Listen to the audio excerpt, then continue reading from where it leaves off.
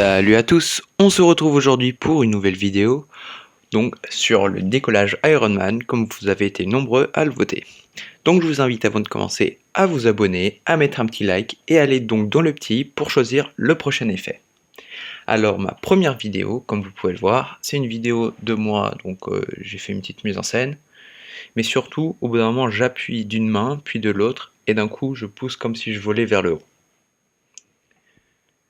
Donc ensuite la vidéo en dessous, vous voyez, c'est une seule image. Donc à la base c'est une vidéo, donc tout ce que j'ai fait c'est la technique de d'habitude, instant, je l'image. Sinon, quand vous avez ça, on va retourner sur notre vidéo de base, comme ceci. Et on va aller du coup, donc au moment où je suis censé décoller, voilà, et on avance de 4 frames, le numéro magique, comme ceci, et on supprime le reste. Donc maintenant on a on va venir raccourcir d'abord l'image qu'on a gelée en dessous sans rien, le clean plate, et le placer au-dessus. Et voilà, du coup on a cette disparition un peu rapide, donc pour ça on va faire un masque tout autour, donc vous n'êtes pas obligé d'être précis, vous pouvez l'être, c'est à vous de voir. Une fois que vous avez fini, on va dans masque, et on ajoute le contour à 3 pixels. Mais c'est très très moche, donc on va venir faire des images clés pour la position en appuyant sur P, et on va sur la dernière frame, et on met ça tout en haut, comme ceci. Et maintenant, on a cette animation aussi moche, donc on va activer là, donc Motion Blur, je l'avais déjà fait, et on l'active pour la vidéo. Et tout de suite, comme dans la vidéo Ant-Man, on a un effet fluide. Mais c'est pas encore Iron Man sans du coup les répulseurs et tout ça, donc on va rajouter un objet nul, enfin deux même, et vous verrez pourquoi deux, parce que deux mains, voilà. Et on va aller au moment donc où la première main active le répulseur, juste là, hop. Puis on va faire un suivi, donc un tracking quoi. Et là on va aller un peu gros, puisqu'on va traquer toute la main. Donc pour ça, donc je le place vers la main, et là, voilà. Et on fait un gros 4 parce que on sait jamais si ça bouge beaucoup. Et vous y allez image par image. Une fois que vous avez fini, on va aller dans définir la cible, et on va prendre notre nul 3. Bon, si c'est votre premier nul que vous avez créé, c'est le 1, et puis comme vous voulez. Une fois que c'est appliqué, on a donc un nul qui suit la main.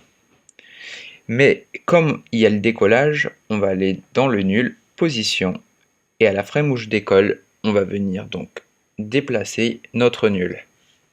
Ainsi de suite, comme ça, là, sur la main, et là c'est hors frame, donc vous imaginez où serait à peu près la main.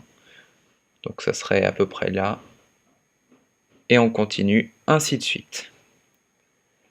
Et une fois que vous avez ça, une assez bonne animation, on va pouvoir venir faire donc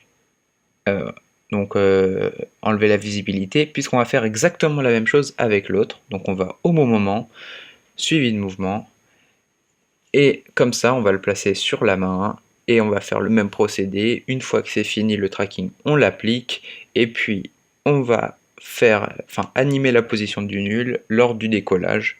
Vous avez tout compris. Une fois que vous avez tout, il y a cette vidéo que je vous mets dans la description aussi. Donc c'est juste du feu qui sort de nulle part. Et du coup on va couper au moment où ça apparaît, parce qu'on n'a pas besoin du reste. Et on va aller au moment donc où le nul commence à bouger. Donc là j'appuie sur le nul, la visibilité pour qu'on puisse voir. Vous voyez là il bouge pas, et là il commence à bouger. Donc on va aller juste là. Et pour enlever donc la première chose c'est on va mettre ce petit point, voilà, juste là, comme ça quand on va changer plus tard l'échelle, ça vous comprendrez. On va mettre en mode addition, très important. Et une fois que c'est fait, on peut mettre motion blur puisque ça va bouger un peu. Mais sinon, ce qu'on va faire, c'est aller donc dans position et position nulle, et on va du coup les mettre ensemble. Et ensuite, on va tourner un peu l'image pour que ça soit dans le bon sens.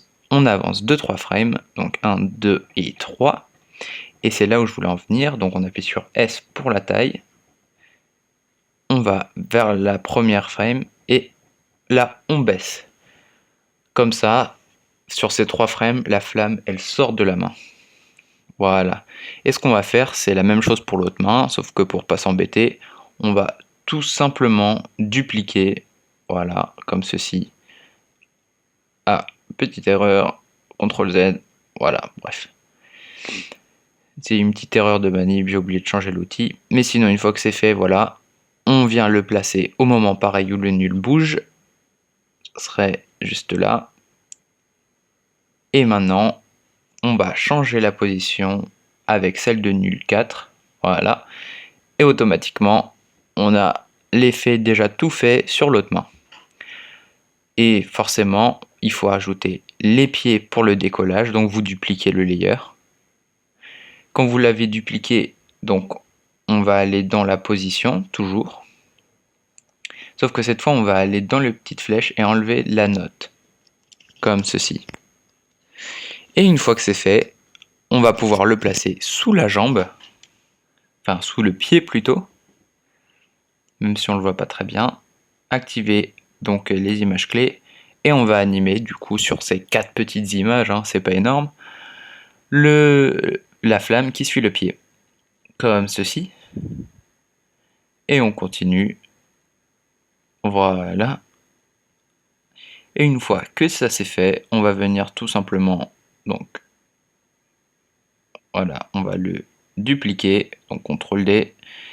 Et cette fois, on sélectionne toutes les images clés qu'on va déplacer légèrement vers la droite pour l'autre pied. J'espère que ça vous aura plu. Sur ce, je vous dis à la prochaine.